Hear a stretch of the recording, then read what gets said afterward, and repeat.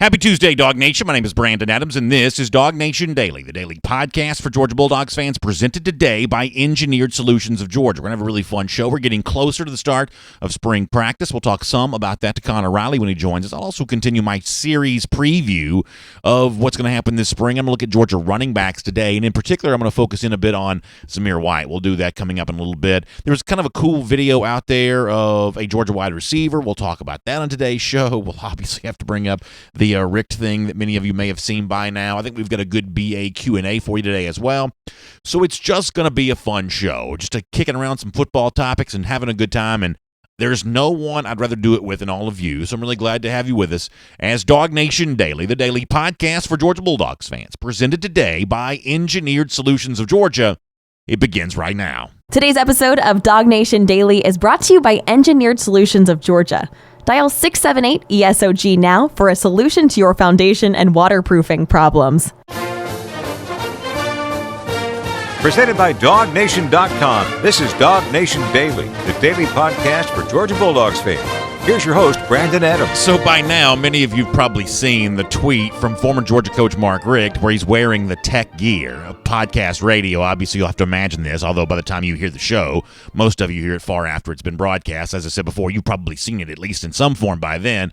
For the video audience, I'll go ahead and throw this on the screen. Richt working for the ACC network there at the Tech facility. He's got the Georgia Tech gear on. Now, I'm going to try to take this in a slightly different direction than you might think, because this morning when I first saw the tweet, I started looking in the replies. And a good number of the replies to seeing the former Georgia coach wearing the Tech gear are about what you'd expect them to be. Georgia fans saying, Coach Richt, how could you do this? This hurts my eyes to see you wearing, that horrible Tech color, whatever color they're choosing to make their own in this particular year. Some years it's black, some years it's blue. They can never quite seem to make up their mind. I guess they're kind of back on the blue train here for right now, but a lot of Georgia fans are like, oh, this is gross. Can't stand to see Mark Richt wearing the Tech gear. But actually, listen, I'm an expert on occasionally getting tweets ratioed, but the overall ratio of the tweet is not necessarily quite as bad as you might think. It's not quite as outrageous as you might think. There's actually a decent number, and when I was looking at the Twitter replies to this a little earlier, I'd say it's about 50-50. It may be a little bit different now, but when I first looked at it, about 50-50 between Georgia fans who are like, oh, this is gross, can't stand to see that, and Georgia fans who essentially kind of laughed it off and were like, oh, well, that's Richt, you own that school anyway, so if you want to wear your gear, you're just showing off your own property or something along those lines. And what kind of occurred to me on this is that Mark Richt probably has more freedom with Georgia fans to get away with something like this than the average college football coach would have in his own community. Now, he's not getting away with it with everybody. Some Georgia fans won't like it. But for the most part, most Georgia fans will just kind of look at this as, I guess to borrow an old phrase,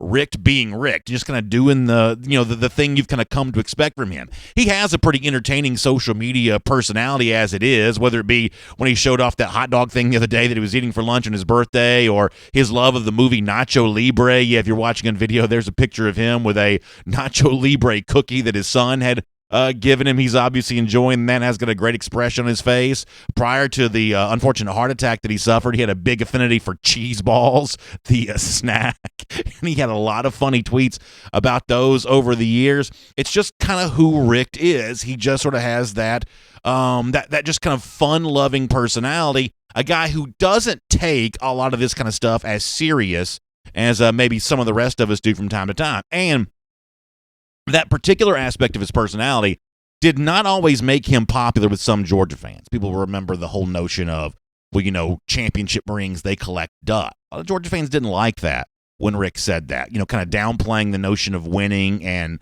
maybe playing up the notion of relationships. And admittedly, from time to time, and my desire to see my favorite team win a national championship, when Richt would kind of shrug some of that kind of stuff off, it would kind of frustrate me from time to time too, which is what made it all the more brave when Richt spoke that way. I mean, ultimately, as I get a little older, here's what I've come to learn and understand about Mark Richt, that we actually need college football coaches to be like Richt. We do need college football coaches to remind us that when the time playing is done or the time coaching is done, when our time around athletics is done, whatever our personal relationship is with athletics, when all of that is done, ultimately it's the relationships you have with people that are going to matter more than anything else. And therefore, college football is something that Richt would tell you is okay not to quite take so seriously. So if you show up at Georgia Tech and you put on a Tech shirt, some Georgia fans aren't going to like that. But Richt would say, listen, if this is the kind of thing that makes you really mad, maybe you're just taking all of this way too seriously, and use my life as a reminder that sometimes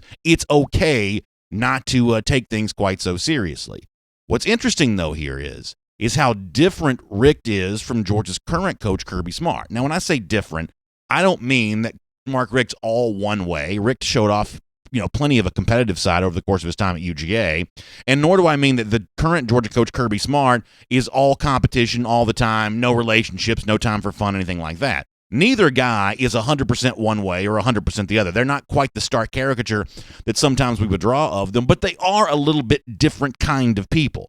Richt's the kind of person that doesn't take college football so seriously. Richt's the kind of person that's kind of comfortable sometimes, being a little bit more about the relationships forged and maybe putting the list of wins and accomplishments second or maybe third on that list. Kirby Smart's a little different. I thought Dennis Dodd from CBS Sports, writing about the start of Georgia spring practice, had a very interesting way of kind of summing up what Kirby Smart's all about at this stage of his career. Listen to the imagery kind of conjured by the words of Dennis Dodd. Hard to imagine Mark Richt being described this way, but for Kirby Smart, it works perfectly.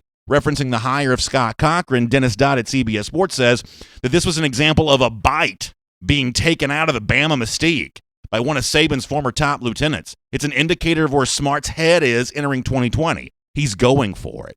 When we picture, and that's, by the way, Dennis Dodd, CBSSports.com. When we picture Kirby Smart in our mind, we do picture him that way. Taking a bite out of mystique of Alabama, showing his old boss, Nick Saban, that he doesn't work for him anymore, always going for it, right? The phrase that Dennis Dodd uses there. Always going for it, pedal to the metal. I mean, I've talked to people who've been with Kirby Smart in private settings, and the one thing that they'll say is that even when the cameras are not there, the lights aren't on, Kirby Smart's still going 100 miles an hour. That phone is out. He's tapping out some sort of tweet or text to recruit or assistant coach or an analyst or whatever, that he never sort of stops. That energy's kind of always going. That motor's kind of always running. And I think we kind of need coaches like that too. I really think college football, there's a place for a Mark Richt style of coach, and there's a place for a Kirby Smart style of coach. And for those of us who are influenced by coaches, and if we love college football, we kind of all are influenced them by some way. I think you need what has made Richt famous, the kind of lighthearted, don't take this stuff quite so seriously style.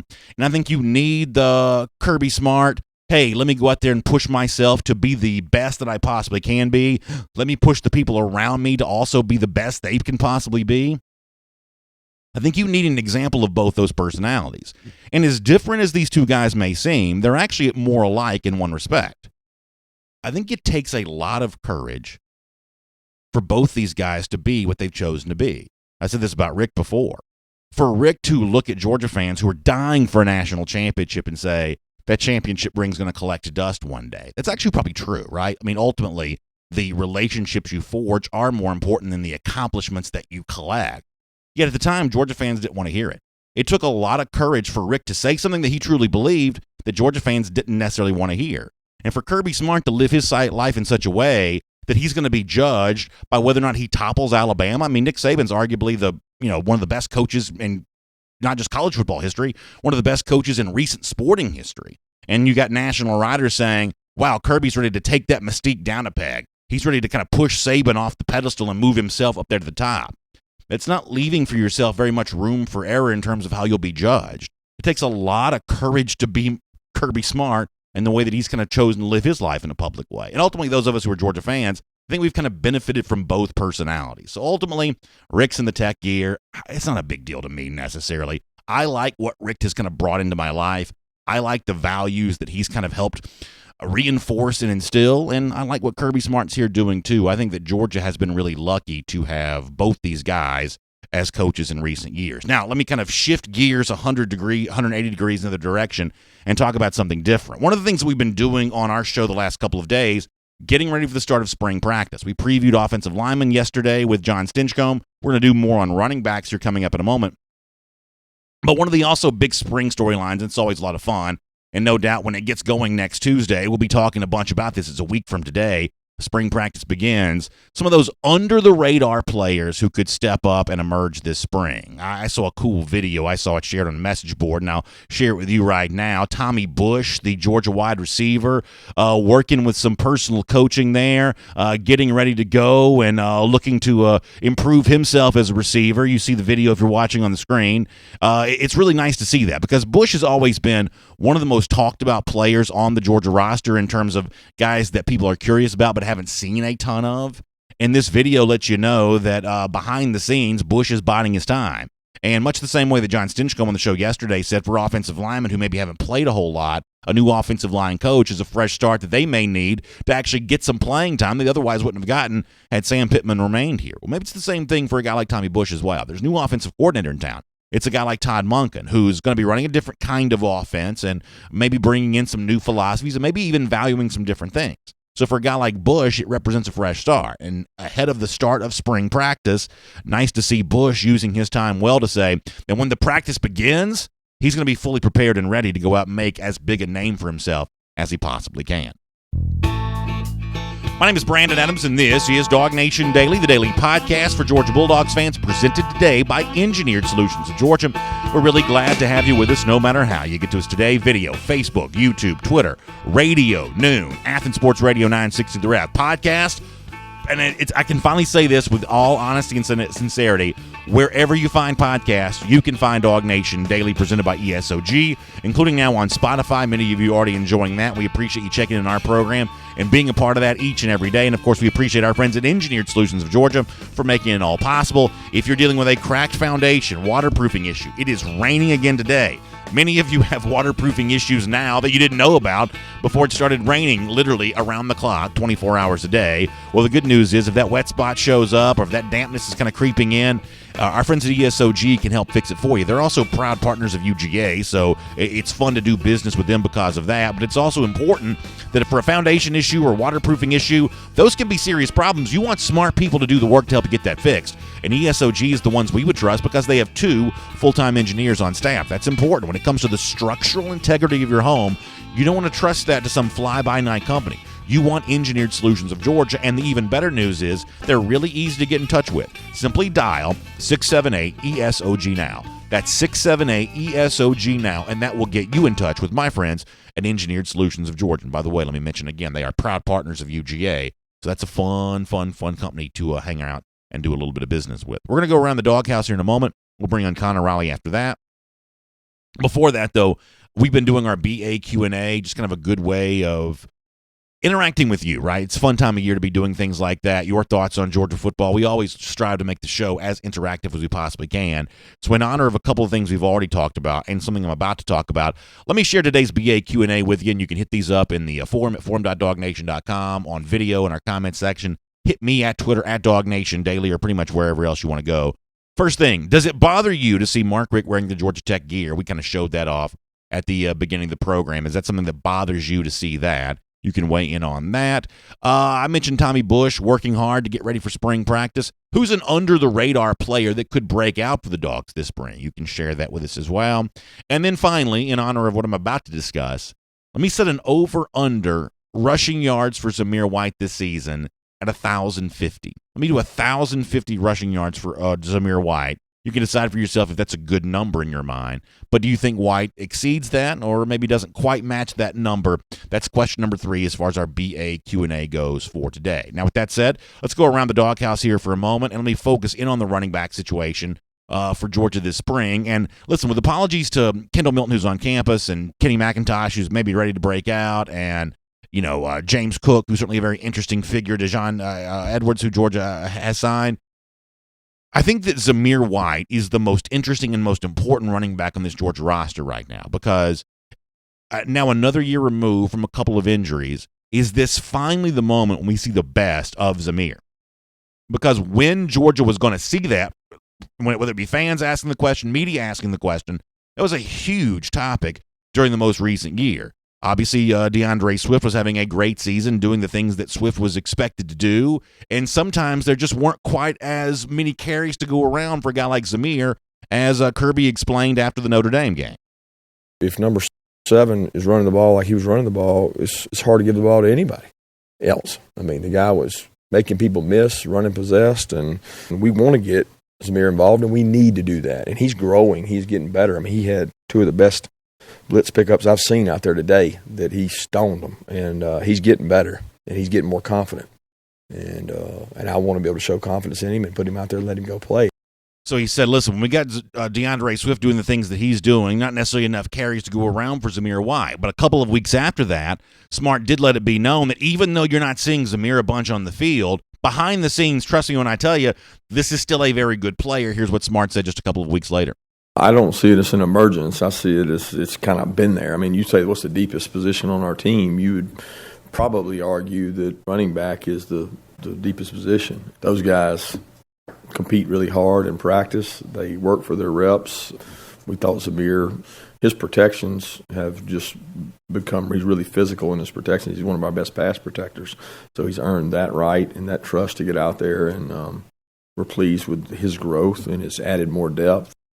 So interesting to hear Smart use the phrase earning trust. Apparently behind the scenes, even though we weren't always seeing a lot from that on the field from Zamir, he was earning Smart's trust. I think he had himself a really good Sugar Bowl, and as I said before, I think he becomes the most important running back for this team this spring. It's really amazing how little talk with the Georgia running backs you see from the regional media, the national media. We're typically used to expecting Georgia kind of talked about in these sort of RBU terms, but the offensive storylines around Georgia on the way they're being talked about by CBS and ESPN and all these outlets that kind of cover this from a national perspective is more about Jamie Newman, more about Todd Monken. Running backs not being talked about quite as much. But for Georgia to be great, they need a great season from Zamir White. It'll be a very interesting thing to watch this spring.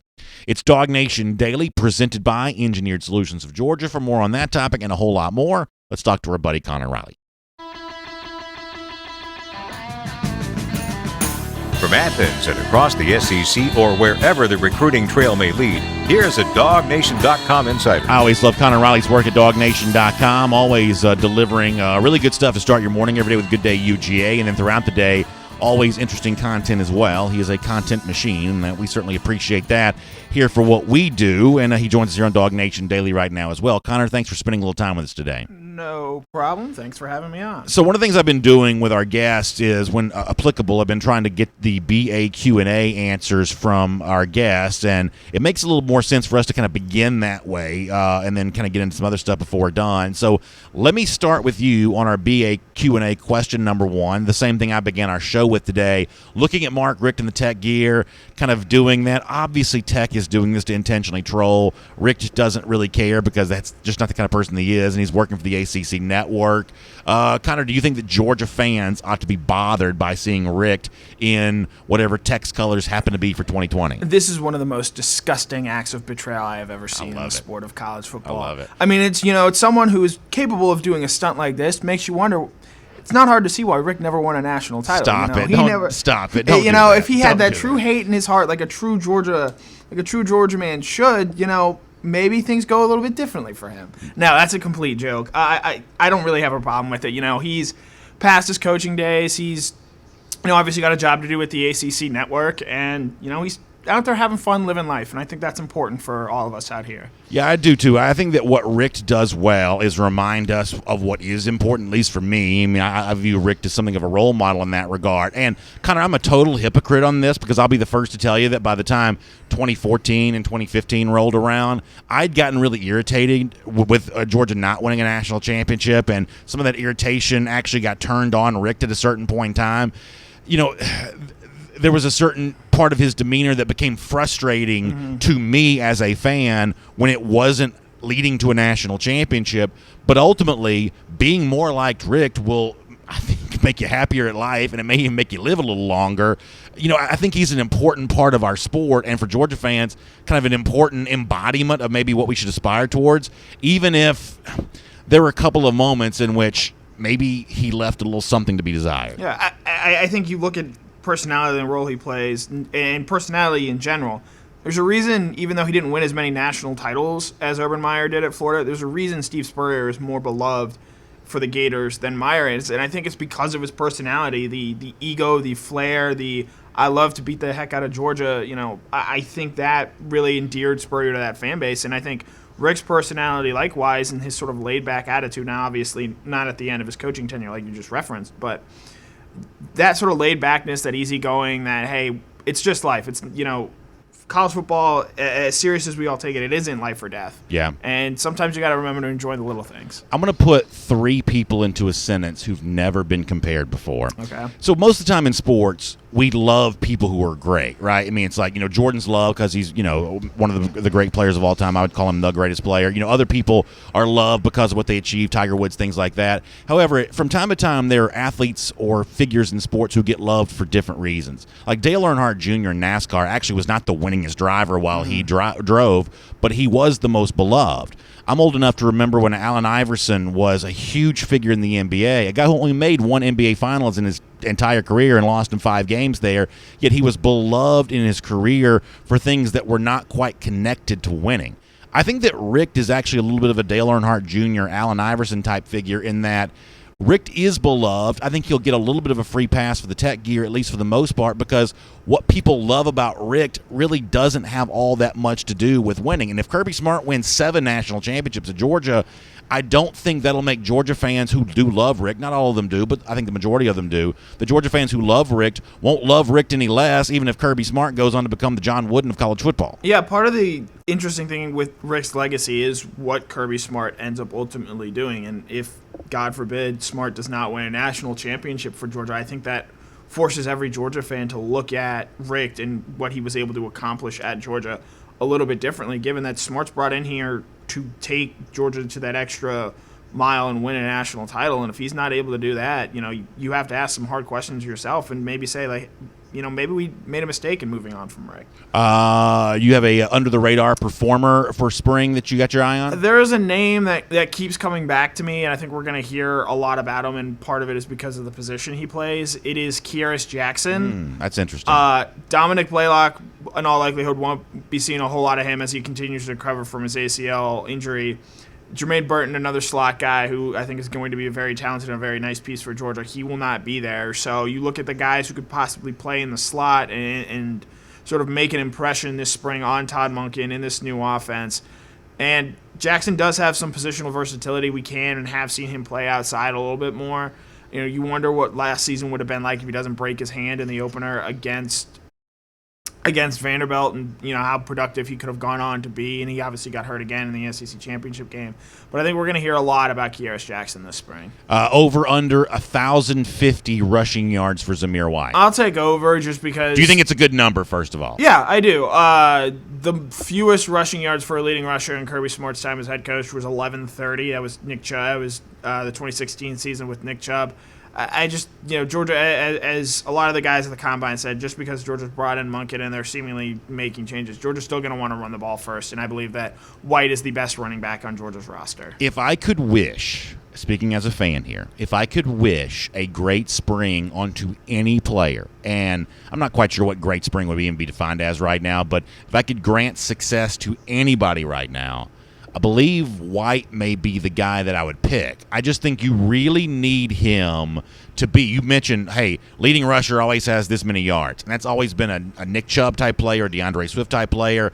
Guys like Sony Michel may not have been leading rusher, but they very well could have been a Sony Michel type player. Georgia really needs White to be a DeAndre Swift, Nick Chubb, Sony Michel type player. I'll even add what Elijah Holyfield was for this team in 2018. I thought he had a very good season back in 2018. Georgia really needs that from White this season. I don't know that it's a given it's going to happen. I think it has a strong chance of happening. But if I could wish success on someone in terms of how it could impact Georgia's overall success, I believe I would wish it on Zamir right now. I think the most interesting thing with White, this is the first time, this will be his 3rd spring that he's gone through with Georgia. This is the first time that he's not spending it rehabbing. This is the first time where he's able to actually go through drills and sort of work on improving as a football player instead of trying to get his knee, either one of them, completely healthy. And I do think that'll be significant for him. So let me talk about a couple of videos. You wrote about these that Georgia put out. One's like a serious video where it's a really cool training stuff, almost like a one-person type tug-of-war deal where you're pulling the sled or something along those lines. And then another video which is just really, really fun. Connor's doing double duty here as both the guest and the producer. So he'll show us, for those of you watching on video, some of the stuff. Nice to see Malik Herring there getting some work.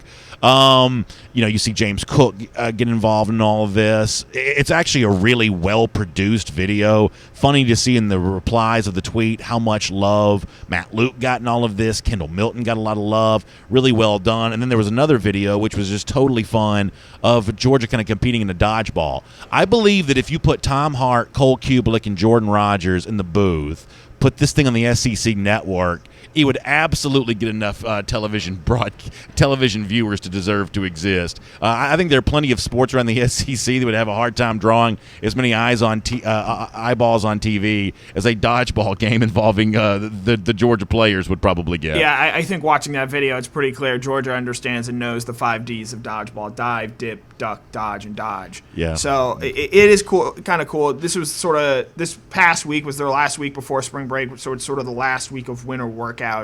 And I do think it's important to have moments like this, to have those sort of competitions, to have sort of, things that take you away from the grind of just lifting weights and pumping iron all the time, to show, hey, sometimes we can have a little fun. It doesn't have to be all fire and brimstone all the time, because, again, life is worth living and enjoying. Yeah, to make probably a more serious point than a video like this deserves, I guess I'm kind of on the same page with you about that.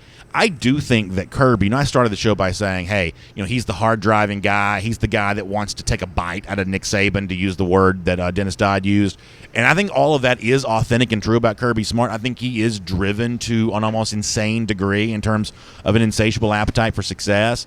But I do think that Georgia fans ought to feel good about the fact that he hasn't lost sight of having fun along the way. We just see occasional glimpses of this where Smart is kind of seemingly enjoying himself and seemingly allowing the players around him to enjoy themselves. I have no misgivings on the notion that Georgia football can be a hard thing to be a part of from time to time. I think practice is hard. I think it's a grind. I think it can be frustrating to have so many good players around you where you don't have a lot of assurance about how much playing time you're going to get. I do get all of that.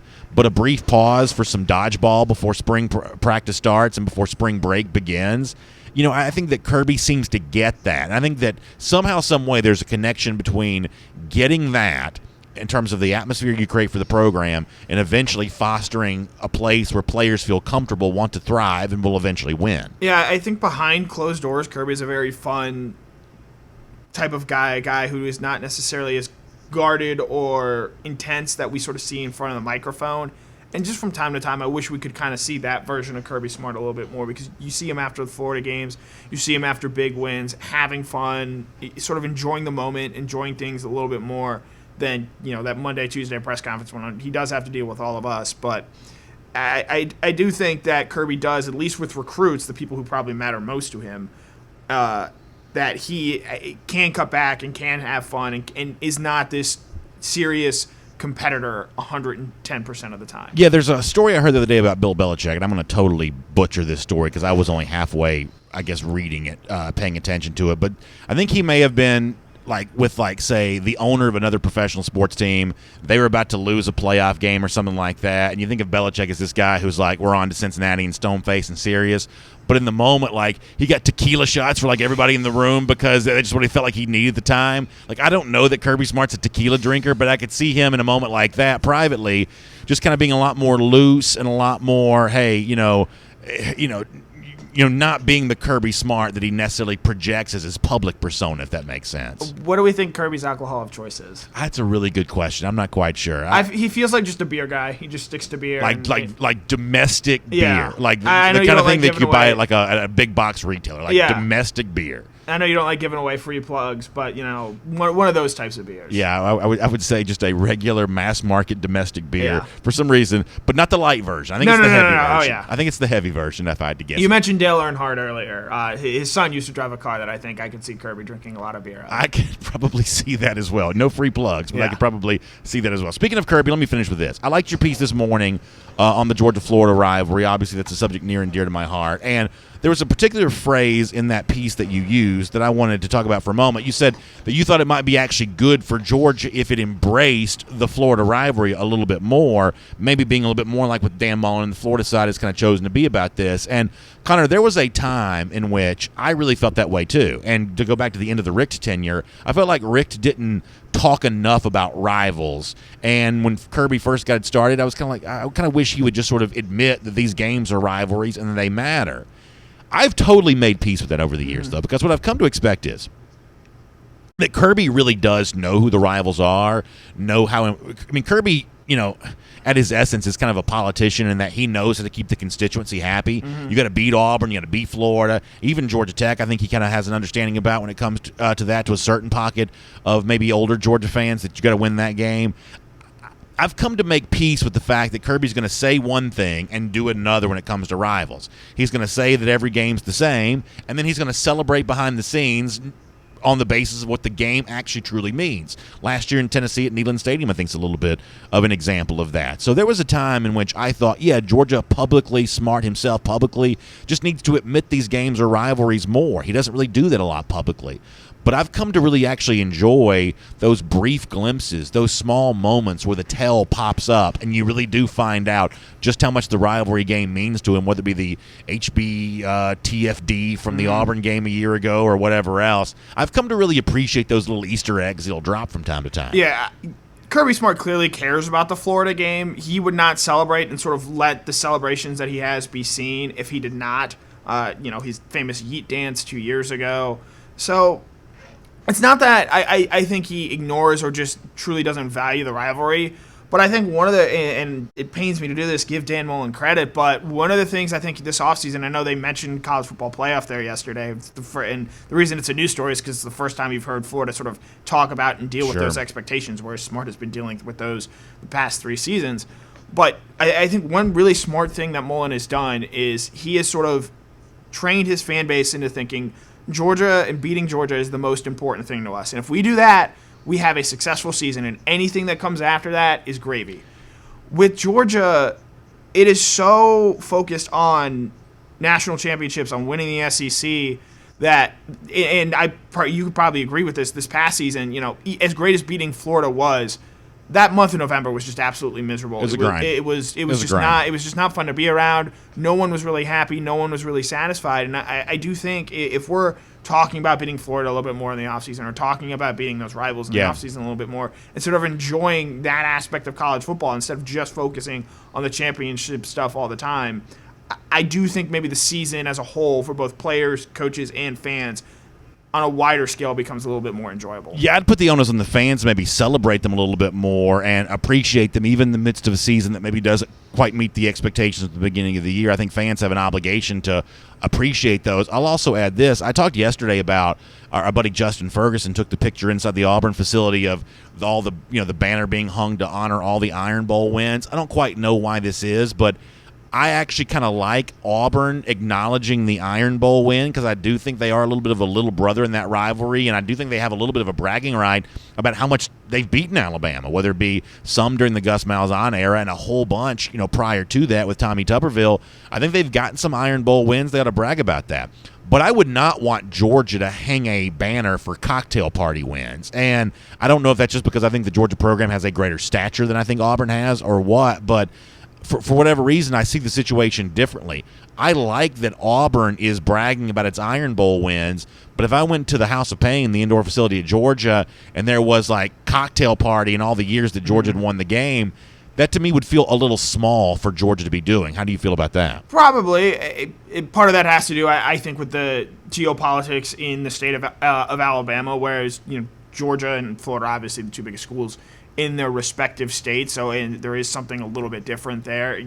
If Tech were to do something similar to Auburn, I'm sure you'd probably see it in that same sort of light there. So I do think that is sort of an interstate thing. But if Georgia beats Alabama this year, I wouldn't mind Georgia celebrating in a fashion similar to Auburn, just given, not historically, but in the past 10, 15 years, the way Georgia has sort of struggled against Nick Saban and against Alabama. I do think I'd be okay with Georgia trying to savor that a little bit more than you would perhaps like to see. Yeah, I'll finish with this. It's always been my favorite thing about college football, the notion of rivalry games. And to me, people think of like Ohio State, Michigan as a great rivalry, but I almost wonder if those two teams weren't playing for Big Ten championships, would the rivalry feel as big as it is? I think that rivalry is in the basis of like animosity and hard feelings and intensity. And I think a rivalry is still a rivalry, even if the teams that are playing aren't very good. And so, college football, you got national championships, you can claim those. You got conference championships, now you've got playoff berths. but you also have that chance to win the Egg Bowl or win the Iron Bowl or win Clean Old Fashioned Hate or win the cocktail party. I'm glad that college football still makes room for the notion of a rivalry win, something that's not connected to the notion of winning a championship. I mean, Georgia-Florida happens to be for the SEC East, but I think you and I would agree that there's something special about winning that game that's not necessarily connected to a championship. Yeah, I'm glad you bring up the Egg Bowl. Right now, I think that's the best rivalry in college sports, and it's those teams aren't competing for titles. Those teams just flat out don't like each other. I think for both those programs, winning that game is absolutely the most important thing they do each and every year. Winning it feels great. Makes your whole Thanksgiving. Losing it probably really stinks. I don't know what losing on Thanksgiving feels like, because Thanksgiving is the best holiday, so I'm always happy on that day. We're all winners on Thanksgiving around here. I couldn't imagine having my Thanksgiving ruined because my in-state rival beat me that day. That just has to truly be one of the worst feelings in the world. Well, I've already name-dropped Dale Earnhardt and Allen Iverson, so I'll drop two more names here.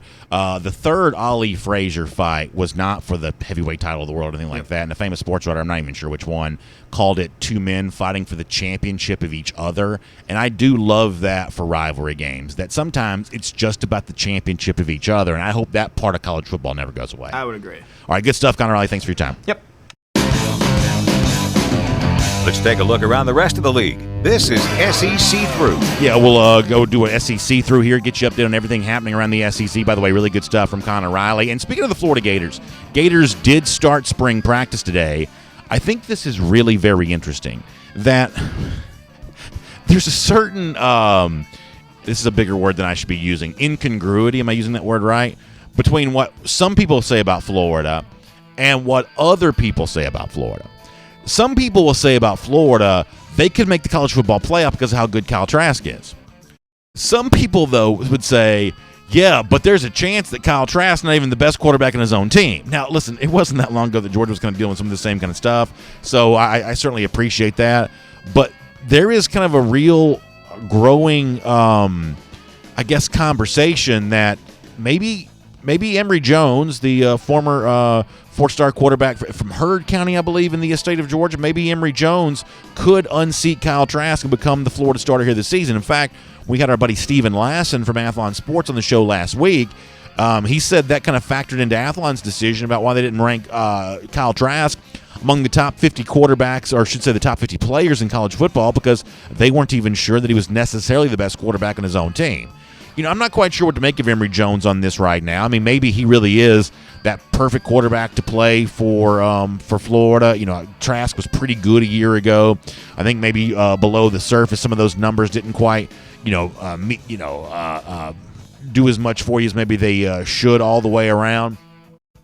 I guess the honest truth is I'm not quite sure what to make of this, but Dan Mullen did speak about the quarterback situation yesterday. He was asked point blank of, does Emory Jones have a chance to beat out Kyle Trask? And Mullen said every position is open right now. So either this is just challenging Trask to get better, trying to keep Emory Jones from transferring, or maybe, as some people around Gainesville want to tell you, maybe Jones is a former pretty good recruit. This was, one of the big early recruiting wins for Dan Mullen when he first got the job. Maybe Emory Jones is something to take seriously here. It is beginning now in Gainesville spring practice. We'll continue to watch a lot of that. A lot of weird stories for our SEC Through today, including this one. Someone captured on Twitter a video, I think, from Instagram of Ashton Hagans, the Kentucky star. You'll remember Hagans, one-time Georgia commit, very close to Georgia coach Mark Fox. Well, in a video that he put up on Instagram, he's got like a wad of cash in his hand, and the caption on the tweet says, I guess Kentucky's Ashton Hagans has been hanging on to that cost of attendance stipend. First of all, that's a lot of money, right? That's a lot of money. Now, it depends on, and if you're not watching a video, you can't see it, but that's a thick stack of money. It reminds me of, I'll tell a very, very quick, brief story. So one of my first jobs was a bank teller, and I did something I was not supposed to do. When you got money into your till, you were supposed to sell it back to the vault, basically, so you didn't get stuck with too much money in your till. But I was always curious to see how much cash I could accumulate, because I wanted to hold it in my hand before I had to turn it in. And so, I think I had $500,000 one day or something like that, just because I wanted to see what that stack of hundreds looked like. You're not supposed to do that, and I guess it's a good thing I never got robbed or anything like that. But that's what that kind of reminds me of for Ashton Hagans. That's a pretty big stack of money, and the presence of cash is not is not necessarily the sign of anything nefarious. I mean, Dave Ramsey tells you to use cash all the time. So from that standpoint, maybe Ashton Hagen's not doing anything wrong. But obviously a student athlete, holding that kind of money in his hand is going to get some people's attention, however much money it is. Maybe it's not as much money as it looks like. But, man, it looks like a pretty thick stack of cash to me. Another kind of weird story. So ahead of the start of Tennessee spring practice, defensive back Brandon Davis was involved in a shooting incident. I don't think it's an allegation because I think he actually has a bullet wound. But I guess the allegation from some is that Davis may have self-inflicted the wound. Now, he's come back to say that he didn't do that he did not shoot himself. But that's what some people that were apparently eyewitnesses at the bar around Knoxville, or wherever it was he was at, said went down here. Is it Plaxico Burress? Was he involved in a self-inflicted gunshot wound here? I have no idea what to make of Brandon Davis on this situation. I wish him well. I hope he gets to feeling better again soon, I guess. And one way or another, if you have to push back on the notion of did you or did you not fire the weapon that punctured you, I guess that's a kind of just a weird situation all the way around with Brandon Davis there at Tennessee. You may remember former five-star Alabama defensive line signing Antonio Alfano was quick into the transfer portal out of Tuscaloosa. It was a pretty big recruiting win for Mel Tucker when he was still at Colorado coach. Well, new Colorado coach Carl Dorrell has, since taking over the job, suspended Alfano. And just an example here that, a lot of times for five-star guys, it just doesn't pan out for whatever reason. And, in Alabama's case, they sort of moved on quickly. I think you can move on quickly when things don't go well with a guy. I don't think there's any punishment, necessarily for taking a flyer. And again, if it doesn't work out, you just sort of move on. At Colorado, now he's suspended as well. Honestly, I hope for Alfano's sake that he can kind of figure all this out and get a chance to be on a football field and whatever it is he's dealing with. I have no idea what it is that's kind of caused him to not really stay in the good graces with whatever football program he's being a part of. But I'm a big believer that football players ought to be playing football, that it's a real shame anytime something off the field takes a football player off the field. And so for Alfano, I just hope he figures that out. He seemingly has a lot of talent. He was a player going back to his particular recruiting cycle that I was really a fan of and thought he was a pretty good prospect. Hasn't quite worked out for him yet, but man, I'm hoping that does happen there at some point in time. So former Alabama signee Antonio Alfano, now suspended at Colorado, will make that your SEC through. And here on DawgNation Daily, we'll get a couple of your comments here, a couple of your answers to our BA Q&A on DawgNation Daily presented by Engineered Solutions of Georgia. So let me show you the questions one more time, and then we'll pop those up and give you a chance to weigh in on all of this today. And, of course, for those of you that don't watch us live, you can either hit us up in the forum at forum.dawgnation.com or on Twitter at DawgNation Daily. Pretty much anything like that you can come in and get with us on. Does it bother you to see Richt in the Georgia Tech gear? Who's an under-the-radar player that could break out for Georgia this spring? And how about over-under 1,050 rushing yards for Zamir White? You can kind of weigh in on all of that. And we can talk about pretty much anything else you want to as well. We'll also do this on video as part of our R.S. Andrews cool down a little bit later on, but you can kind of weigh in on that. Boy, a lot of Facebook comments, and a lot of them about some of the more recent topics on the show, including whatever may have happened in that bar around Tennessee. So Philip Jordan Wells says Ashton Hagans, maybe he just wanted to make it rain. Listen, based on that wad of cash that Ashton Hagans was just showing, and I realize if you're listening radio and podcast, you can't see that. I don't think that's just rain. I think you could make it thunderstorm with a wad of cash like that. I think that's probably about right.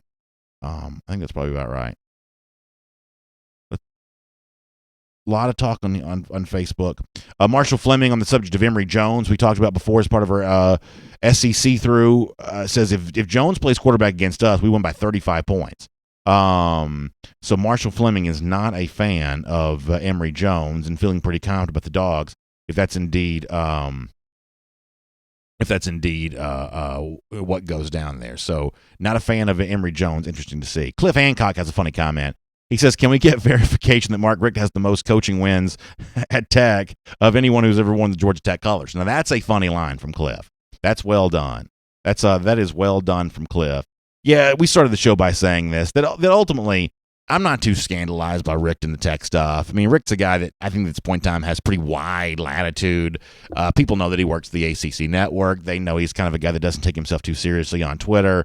And they also know that Richt did plenty well during his career as our commenter just mentioned a moment ago, against Georgia Tech and at Georgia Tech. So maybe he gets a little bit of a free pass for that. Bill Kelly says that he thinks that Zeus will be at least a 1,000-yard rusher. I think that's good news. And, I'm always of that belief as well that number 2 rusher, that number 3 rusher also need to kind of chip in on that total as well. You need about 2,500 yards from 3 guys, about 3,000 yards from 3 guys. You need about that much. Maybe 2,500 from 2, I should have said a moment ago. You kind of need that. But for Georgia to be kind of where it has been as sort of a running back U-type program, need a big year from Zamir White. Not because expectations aren't high for Kendall Milton. They are. Georgia fans can't wait to see him. Same thing goes for Kenny McIntosh and James Cook and the rest. But because of what White once was, because of the experience in the program, I think he starts off as the most important name to discuss in that regard right now. So really good comments on all of that. You can get your Q&A responses into me on Twitter at DawgNation Daily or in the comments section when we post the podcast later on. But for now, let's go ahead and get ready to wrap up this broadcast. Let me also say one thing on the way out the door here. So I noticed this, that Baker Mayfield is about to get a statue in Norman, Oklahoma. Now, come to find out, they give a statue to every person that's ever won a Heisman Trophy there. And I guess they've had 7 Heisman Trophy winners in Oklahoma. That's a very impressive streak. 7 Heisman Trophy winners there in Norman. But that's also 7 statues. And Baker Mayfield, I mean, if that guy's getting a statue, we got to, and by we, I mean the people that are sort of around the Georgia program, we got to do something for Herschel Walker here.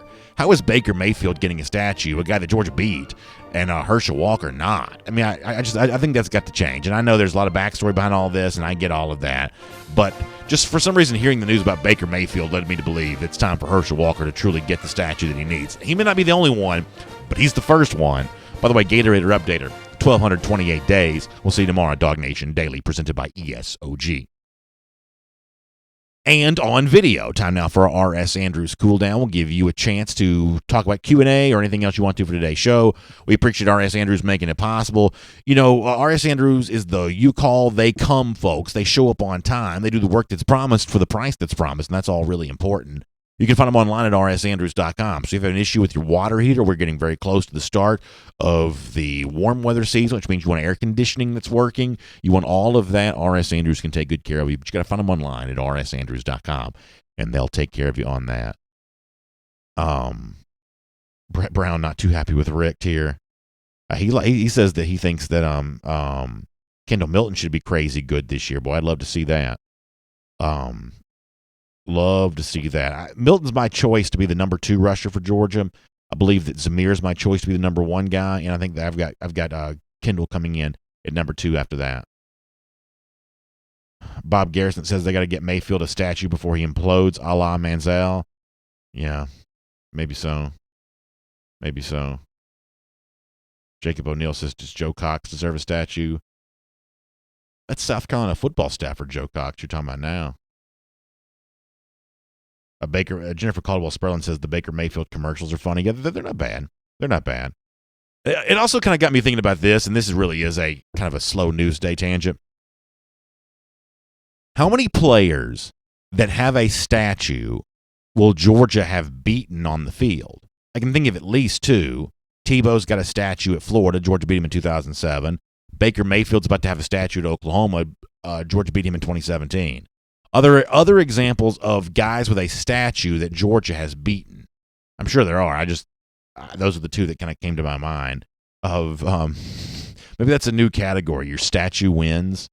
Joe Barger says, just got here. What are the BA Q&A questions for today? Joe, we'll throw those back up for you. The Richt picture in the tech gear, does that bother you? Under the radar performer for Georgia this spring. I'd love to hear a few more of those from you. And over-under for Zeus, 1,050 rushing yards for the season.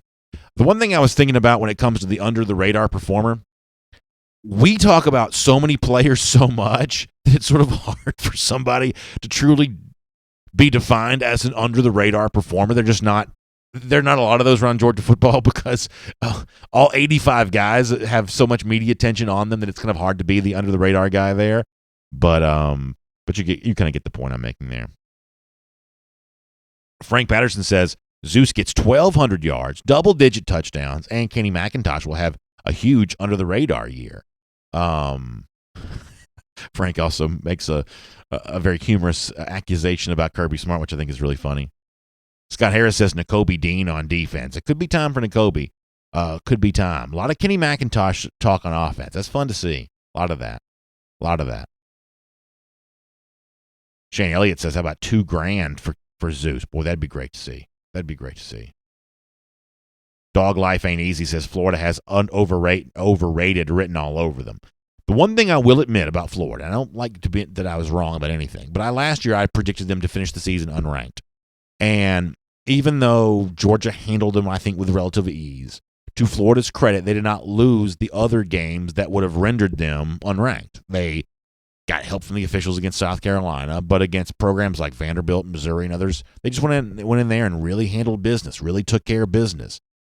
So Dan Mullen, to his credit, I think you have to give him a little credit for this, has established himself at Florida as the kind of coach that's beating the teams that Florida is supposed to be. The teams that you would view Florida as better than, the teams that you would view Florida as having more talent than. Mullen's done a pretty good job of winning those games. Now, he's not really winning the games yet against that next echelon, not LSU this past season, not Georgia in any of his 2 years there in Gainesville, but he's doing a pretty good job of beating the other teams, and I do think you have to give him some credit for that. Brian Whitehead said under-the-radar player Nolan Smith. Nolan's an example of a guy of, does that really fit the under-the-radar label? He was the nation's former number one recruit, but in terms of being a breakout, it could be time for him. So from that standpoint, I would say that he probably fits. What else? Matt Rukavina says Florida goes 11-2 with the cakest of cake SEC schedules. They lose their two big games. We saw them this past year. Yeah, I understand that. They do beat Auburn. I think that's a pretty good win.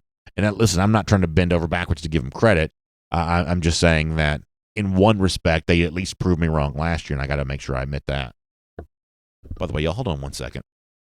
Our buddy Eddie, I forgot to put him on the desk here, so I apologize for that. Make sure we get Eddie out here while we're doing the Gator Hater talk. Cliff Hancock says, what's the status on Dominic Blaylock? Is his recovery going well? It's been kind of radio silence as to be expected during this time because we've been kind of a sort of a football just a quiet period in general. Smart, spring practice begins a week from today. Smart will almost certainly address the media then. Now, I would imagine the Blaylock question will be among the most prominent. If nothing else, my buddy Connor Riley's probably going to be there. If nothing else, I know Connor Riley will ask about the injury recovery of Dominic Blaylock. So the question will get answered, even if we have to ask it ourselves. James Crump on the subject of Adam Anderson as the breakout guy. That's fun. And even though, here's a cool thing about how talented Georgia is now. Anderson is a former five-star, and yet I would tell you that he does qualify as a true under-the-radar performer. I would say. I'm comfortable saying under-the-radar for Adam, maybe because it's a couple more years since he's been out of school, than I would be for a guy like Nolan, who was the nation's number one recruit. So I do think that Anderson kind of fits that under-the-radar type vibe, and I think it could be. Ooh, and Robert Barnes got a good answer, too. And this is even more under the radar, and I would say likely to be breakout. Jermaine Johnson, the former junior college transfer. That's a good answer to that question.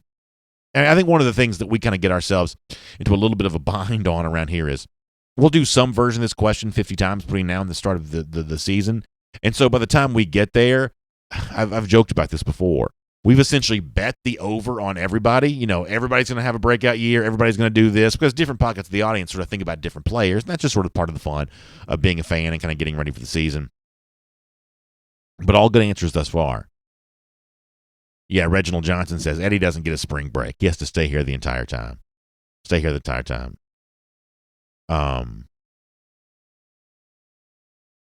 Let's see. Let's see what else is going on. Let me find a couple more Facebooks to get to. I'm trying not to read as many of Matt Rukavina's comments because some of y'all say I play favoritism for him. Walter MacArthur says somebody check on PA. He's being nice to Florida. Really, more than anything, I'm trying to hold myself accountable when I get a prediction wrong because goodness knows I like to pat myself on the back when I get one right, a la Barry Horowitz. I've got to also point out when I get one wrong as well because the Florida people are always good enough to do that. Dog Life Ain't Easy says that Florida's non-conference schedule is always a joke. Yeah, that's kind of how they've wanted it to be. Marcus Anderson says K-Mac is the sleeper. Mark my words. I'd love to see it. Trip Davidson on the subject of Devaughn Wilson. That'd be good to see as well. Hashim Spike says, how about Channing Tindall for under the radar? I think at this point in time, Tindall qualifies as under the radar. You know, a lot of linebacker depth right now. Tindall's always been a guy I've had real big belief in, and, man, I'm hoping that's true. I hope that's true. Dr. Mo Morris says, I'm really growing tired of the fake Florida hype, and I understand that. You know, whereas I gave Florida some credit for, you know, putting together enough wins to get in the top 10, in terms of being a true playoff contender, I do think of that as a sort of a fake degree of hype. I think you're right about that. So I don't think that Florida's a legitimate playoff contender. I don't. I think that there are multiple SEC teams that are still better than the Gators. And in fact, you know, what I think is funny is sometimes I get put in the weird position of defending Auburn more than I want to. But, you know, if you want to make the Auburn-Florida comparison, I absolutely believe that Auburn's a more long-term threat to Georgia, a more difficult team to beat in almost any given year. I think it's really weird that Auburn has almost no hype. Florida has immense hype. And yet if you told me, hey, what game's harder to win, I'm not immediately saying Florida over Auburn, even with all the losses that the Tigers have accrued on defense. I'm just not. 404 Dog for Life shouting out Tommy Bush, who's actually the original genesis for this question. Dog Life Ain't Easy also mentioning Ben Cleveland. That'd be an interesting name. You know, Cleveland, one of these guys, if he just has a mauling year as an offensive lineman, boy, you could really do a lot with that. GB2 asked a good question. Who is the first running back to get a rushing touchdown against UGA? So last year it never happened. Georgia did give up a rushing touchdown eventually. Did Bo Nix score a rushing touchdown? Is that the one that scored a rushing touchdown? Was it Nix? But a running back never did. Now, I got to tell you that, like, statistical curiosities like this, I think can be a problem. Like, this is going to sound weird. As much as I enjoyed the notion that Georgia had not given up a rushing touchdown, the fact that they didn't, I'm always, I guess, a little concerned that it can have the potential to turn into a distraction. So, like, I don't love those sort of, like, weird anomalies necessarily, but let's pull up the 2020 schedule just for a moment. Hold on. I have no idea what Virginia's running back situation is. I'll admit that. I have no idea. I'm assuming Tiki Barber has exhausted his eligibility. East Tennessee State, I'm guessing that's not the case. And then Georgia plays a team from Tuscaloosa, Alabama on September 19th. You may have heard of them, Alabama. I wonder if Georgia goes in the Alabama game having not given up a rushing touchdown in, well, at that point in time would be 16 games, 15, 16 games. No, it'd be more than that. 17 games, something like that. I wonder if that becomes a storyline. I wonder if Najee Harris gets asked about that prior to the Alabama game. And this is the kind of thing that I think Kirby Smart wants to avoid. I don't think he wants, like, you know, Alabama having a whole week's worth of getting ready time saying, you know, they haven't given up a rushing touchdown in 17 games. I just don't think Smart likes that kind of stuff. But if it has been that long, and if I'm doing the math correctly, the honest truth is I don't know how many total games it's been, but it'll be a season plus by then at least. I could see that being a thing. After that, if you're curious, it's Louisiana Monroe, it's Vanderbilt, it's Auburn. I'm not even going to go down the road of what might happen in that game with a certain member of the 2020 recruiting class if Georgia has not given up a rushing touchdown. I'm not even going to go down that road. But kind of interesting to think about. Good comments.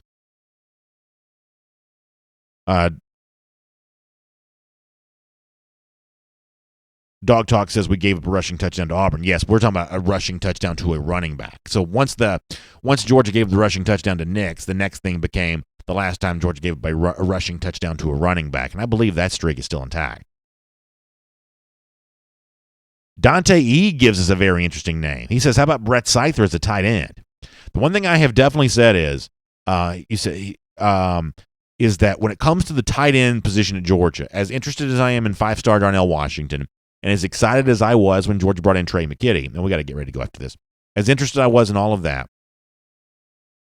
I think that first look for Georgia in terms of guys getting on the field, especially in what I think may be a new look Todd Monken offense, I think it ought to go to the guys who've been in the program. You mentioned Scyther. I'll argue for Ryland Godey, and I'll argue for John Fitzpatrick. And I'm not going to say that those guys have better years than McKitty or Darnell Washington. I'm not going to go pit them against each other.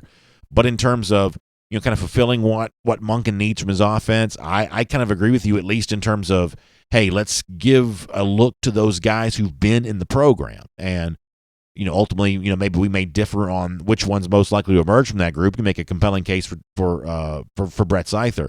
But I think we are on the same page of, can those guys who've been here get that chance?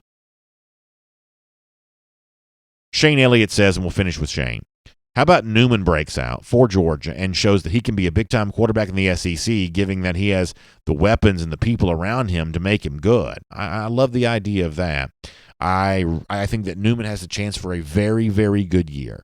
I think that Georgia is the kind of team that you don't need a Joe Burrow-like season from your quarterback to win a national championship. You need a good year from your quarterback, but you don't have to be a Heisman quarterback in a place like Georgia win a national championship, because you should have a lot around you, and you should have a very good defense. And I think that Newman has plenty of chances to do really anything. Sky could be the limit, and one way or another, I think the reasonable level of expectation is also pretty high there as well. So I'm really excited about Jamie Newman. Really excited about that. I think that's really good. By the way, I saw our buddy Wise Dog, I think, had this on Twitter, an interesting picture from Carson Beck on Instagram where it looks like he's getting in great shape as the season gets ready to begin. So there's a lot of that going on right now. A lot of guys getting focused, getting in the best shape they've ever been in, and really, really chomping at the bit. Enjoy a little spring break right now and get ready for a little spring football starting on Tuesday, and goodness knows we'll be ready for it by the time that it gets here. So it is a really good day to have all of you with us. Thanks so much for that. We appreciate you being here.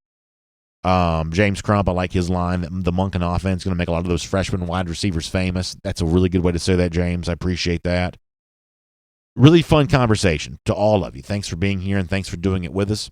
It's the R.S. Andrews cool down. We're getting ready for air conditioning season. Your electricity kind of goes out, or not goes out necessarily, but just you sort of have some sort of electrical issue that pops up. They can cover all of that. Water heater, many cases, they can replace it the same day. Just check it all out online at rsandrews.com and tell them that BA sent you. And by the way, tell our buddy Dari over there that we said hello. Y'all have a great day. Thanks for being here. R.S. Andrews Cool Down and DawgNation Daily, presented by Engineered Solutions of Georgia. Also remind you to check out ajc.com for your Atlanta news now. You already know what is in the headlines on that. A lot on the coronavirus. You can cover all of that. Kind of, I know Fulton County schools were out today. We